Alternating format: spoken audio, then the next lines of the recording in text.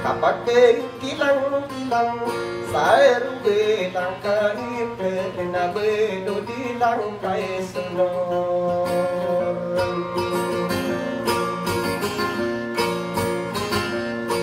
nakakagiyay kapaweron sa kapantagin na yan na di pangano na magingin ngunit na anong puring panagawang sudin bahuan Wawi sa ikam duwe Mapaple menagapre na suru Wariging dimuray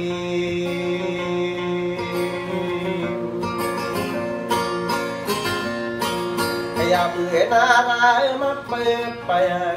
Hindi na panakuradit Yay tama pinarapay sa kapedi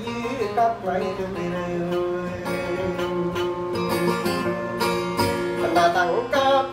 sa lebian kumiyak ang bele-bele Iko na mapunarapay sumalawan ni tanek Kaya kiabibinan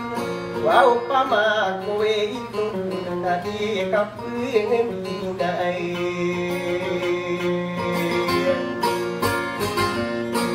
Nakapuwe matuwi mo sa tao Sini nanayaw nanay nung biyaw topan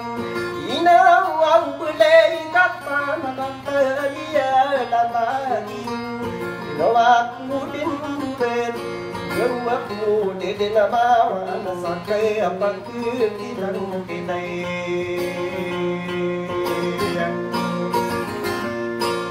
Nangaungang kupasilig Ina nilalaku kakaliamin Iya kasinulingaw ni bait pananungkungan Ay ate lalitin tayo duweng kusta subur na diin kay nainakul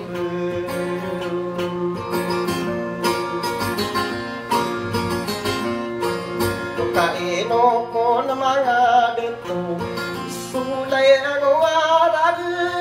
Ustay man to paman Tanguan nakibulug Naktidaranong taon Pamoso matitang kay May panginin Dew Pang sarin ay rin